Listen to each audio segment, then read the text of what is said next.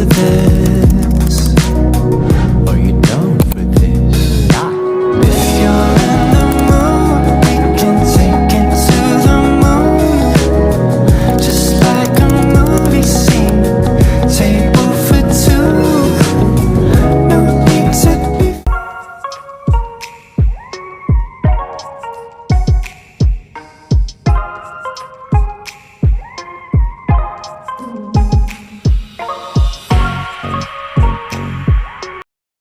Assalamualaikum warahmatullahi wabarakatuh. Hai semuanya, perkenalkan nama saya Ilda Itlia Jabit dengan NPM 020424111107 dari Program Studi Manajemen Fakultas Ekonomi dan Bisnis Universitas Hairun. Di sini saya akan memberikan sedikit pemahaman tentang siklus penyusunan laporan keuangan. Nah, kita masuk saja ke pembahasannya. Definisi siklus penyusunan laporan keuangan adalah serangkaian langkah atau proses yang dilakukan oleh perusahaan untuk mengumpulkan pencatatan, mengelola dan menyajikan informasi keuangan secara terstruktur guna menghasilkan laporan keuangan yang dapat dipergunakan oleh berbagai pihak untuk pengambilan keputusan. Siklus ini melibatkan aktivitas mulai dari pencatatan transaksi keuangan hingga penutupan buku dan penyusunan laporan keuangan. Proses ini bertujuan untuk memastikan bahwa laporan keuangan yang dihasilkan menggambarkan kondisi keuangan perusahaan dengan akurat dan sesuai dengan standar akuntansi yang berlaku. Tujuan siklus penyusunan laporan keuangan menjamin akurasi dan keterandalan laporan keuangan. Siklus ini bertujuan untuk memastikan bahwa informasi yang disajikan dalam laporan keuangan adalah tepat dan dapat dipercaya. Setiap transaksi dicatat dan diperiksa secara cermat sehingga laporan akhir mencerminkan kondisi keuangan yang sebenarnya dan dapat menghasilkan laporan keuangan yang memadai untuk pengambilan keputusan. Laporan keuangan yang disusun dengan mengikuti siklus ini memberikan informasi yang diperlukan oleh berbagai pihak seperti manajer pemegang saham, investor, kredit, dan regulator dalam membuat keputusan yang berkaitan dengan investasi, kredit, atau pengolahan perusahaan dan memastikan kepatuhan pada standar akuntansi. Siklus penyusunan laporan keuangan juga bertujuan untuk memastikan bahwa laporan yang disusun mematuhi standar akuntansi yang berlaku seperti PSAK atau Pernyataan Standar Akuntansi Keuangan di Indonesia atau IFRS atau International Financial Reporting Standards secara global. Hal ini memastikan bahwa laporan keuangan dapat dipahami dan digunakan secara konsisten oleh pengguna laporan di berbagai negara atau sektor, memudahkan proses audit dan evaluasi keuangan. Dengan adanya siklus yang jelas dan terstruktur, proses audit eksternal atau internal menjadi lebih mudah dilakukan. Laporan keuangan yang terstruktur memungkinkan auditor memverifikasi data, memastikan bahwa laporan yang disusun sesuai dengan prinsip akuntansi yang benar. Alasan mengapa siklus penyusunan laporan keuangan penting: meningkatkan transparansi keuangan perusahaan. Dengan mengikuti siklus ini, perusahaan dapat menyusun laporan yang jelas dan transparan yang membantu para pemangku kepentingan untuk memahami posisi keuangan dan hasil operasional perusahaan. Transaksi ini meningkatkan kepercayaan publik terhadap perusahaan. Penyediaan informasi yang dapat dipertanggungjawabkan. Siklus ini memastikan bahwa laporan keuangan yang disusun dapat dipertanggungjawabkan baik kepada manajemen internal maupun pihak internal, misalnya regulator dan investor.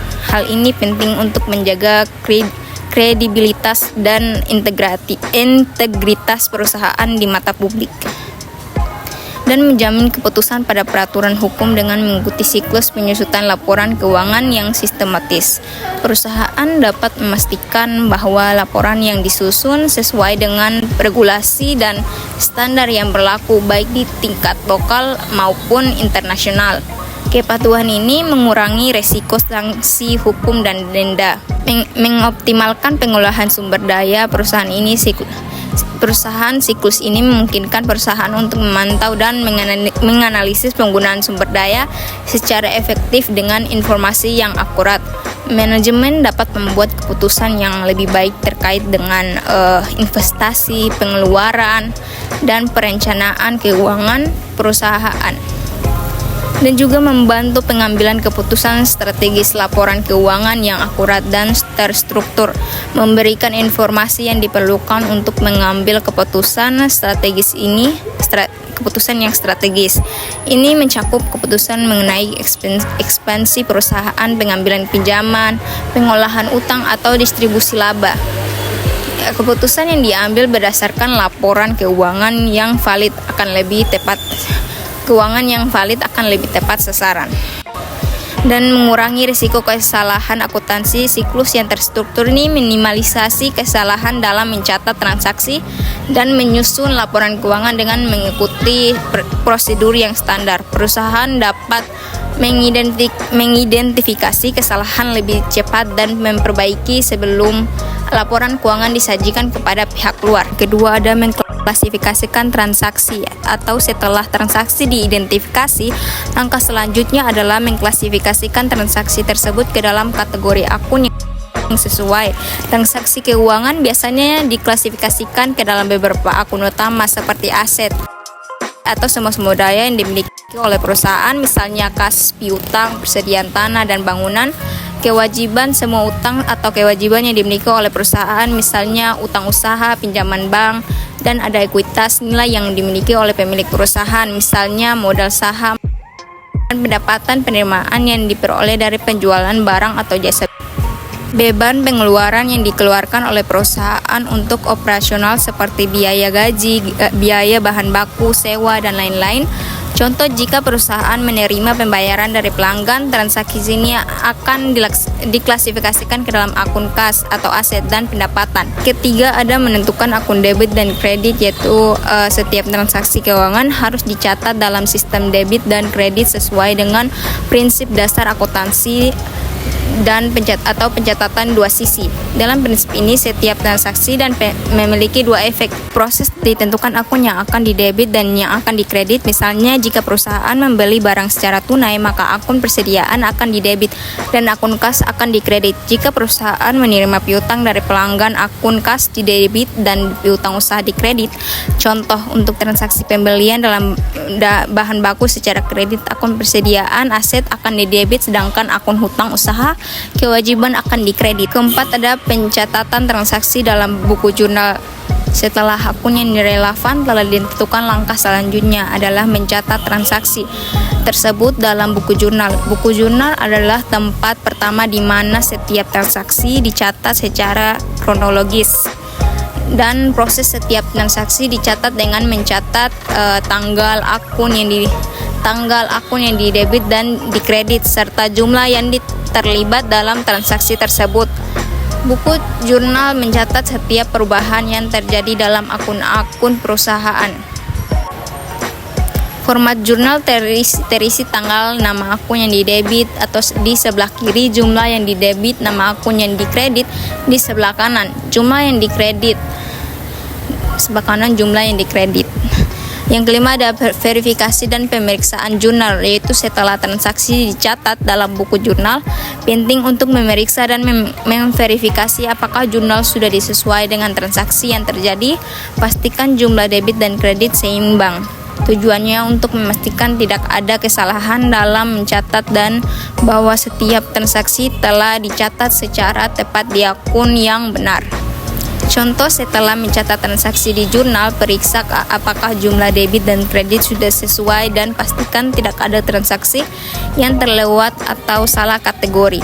Dan keenam, ada penggunaan bukti transaksi atau setiap pencatatan transaksi keuangan harus didukung oleh bukti transaksi yang sah seperti faktur, kwitansi, atau nota pembelian. Bukti transaksi ini digunakan untuk memastikan bahwa transaksi yang dicatat memang benar-benar terjadi. Proses sebelum mencatat, pastikan ada bukti yang sah dan yang mengonfirmasi transaksi tersebut seperti faktur pembelian atau kwitansi pembayaran. Bukti ini akan menjadi dasar untuk memvalidasi pencatatan dalam jurnal. Yang ketujuh, ada pencatatan dalam buku pembantu atau jika diperlukan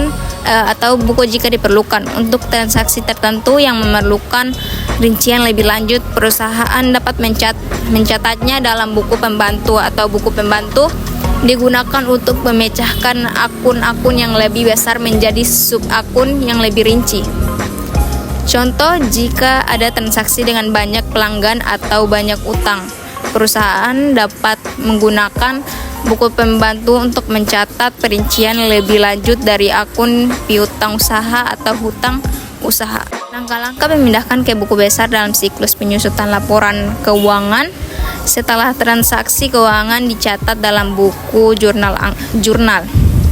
Langkah berikut dalam siklus akuntansi adalah pemindahan informasi ke buku besar. Buku besar adalah tempat di mana akun-akun yang lebih spesifik dan terperinci disusun untuk memudahkan penyusutan laporan keuangan. Setiap akun dalam buku besar mencatat semua perusahaan yang terjadi berdasarkan transaksi yang tercatat di buku jurnal. Berikut adalah langkah-langkah pemindahan ke buku besar dalam siklus penyusutan laporan keuangan, yaitu 1. Menyiapkan buku besar, yaitu buku besar adalah kumpulan akun-akun yang menggambarkan posisi keuangan perusahaan sebelum memindahkan transaksi dari jurnal ke buku besar. Pastikan buku besar sudah disiapkan dengan memuat semua akun yang digunakan oleh perusahaan, seperti akun aset, kas, piutang, akun aset seperti kas, piutang, persediaan, dan lain-lain. Dan 2, ada akun kewajiban utang yang termasuk utang usaha, pinjaman, dan kewajiban lainnya. Yang ketiga, ada akun ekuitas, yaitu modal saham, laba ditahan, dan lainnya. Dan pendapatan penjualan, pendapatan lainnya. Nah, juga ada akun beban, yaitu beban gaji, beban sewa, beban bahan baku, dan beban lainnya. Buku besar bisa berbentuk buku besar manual atau sistem komputerisasi yang secara otomatis dapat mencatat transaksi ke dalam akun-akun yang sesuai. Yang kedua, ada menentukan akun yang akan dipindahkan. Setiap transaksi yang tercatat dalam jurnal memiliki 2 sisi, yaitu debit dan kredit.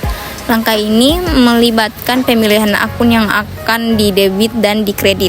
Berdasarkan jurnal yang telah dibuat, proses ini jika transaksi dalam jurnal pencatatan debit pada akun tertentu, misalnya kas, dan kredit pada akun lainnya, misalnya pendapatan, informasi ini harus dipindahkan ke akun yang sesuai di buku besar. Contoh, jika jurnal mencatat transaksi kas diterima dari pelanggan sebesar 5 juta, maka akun kas akan didebit dan akun piutang usaha akan dikredit.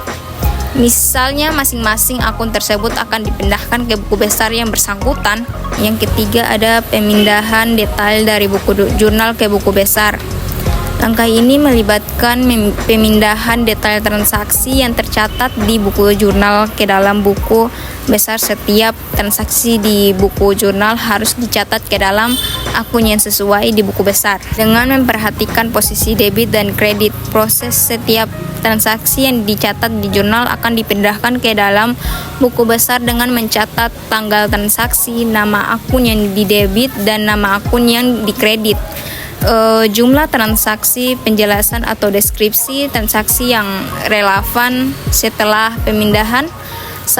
Saldo akun dalam buku besar akan diperbarui untuk mencerminkan perusahaan yang terjadi.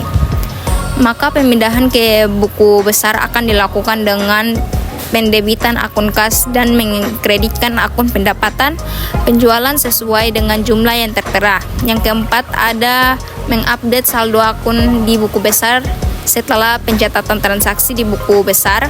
Langkah selanjutnya adalah menghitung saldo terbaru untuk setiap akun yang telah diperbarui. Setiap kali ada transaksi, saldo akun harus diperbarui untuk mencerminkan efek debit atau kredit. Proses ini saldo akhir untuk setiap akun dihitung berdasarkan transaksi yang dicatat dan akun yang didebit akan menambah saldo, sedangkan akun yang dikredit akan mengurangi saldo. Contoh, jika pada akun kas sebelum pada saldo 10 juta dan transaksi yang baru dipindahkan adalah 2 juta, maka saldo akhir pada akun kas menjadi 12 juta. Dan kelima, ada memastikan neraca saldo setelah penutupan seimbang, yaitu neraca saldo setelah penutupan harus seimbang, yang berarti total saldo debit harus sama dengan total saldo kredit. Jika ada ketidakseimbangan, maka harus dilakukan pemeriksaan dan koreksi untuk menentukan kesalahan dalam proses penutupan atau dalam pencatatan akun-akun permanen. Periksa apakah semua akun sementara pendapatan dan beban telah ditutup dengan benar.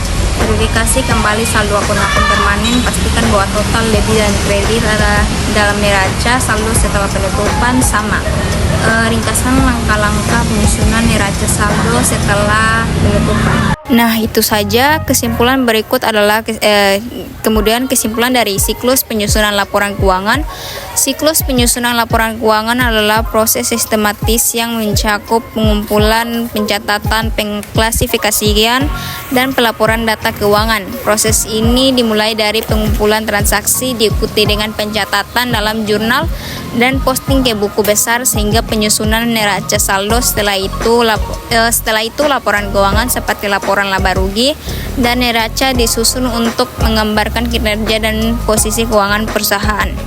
Yang akhirnya laporan tersebut dianalisis dan dapat diaudit untuk memastikan keakuratan dan kepatuhan terhadap standar akuntansi. Siklus ini memastikan bahwa informasi keuangan yang disampaikan relevan dan dapat diandalkan untuk pengambilan keputusan. Itu saja dari saya. Bila ada salah kata, mohon maaf. Wassalamualaikum warahmatullahi wabarakatuh. And I'm down for this.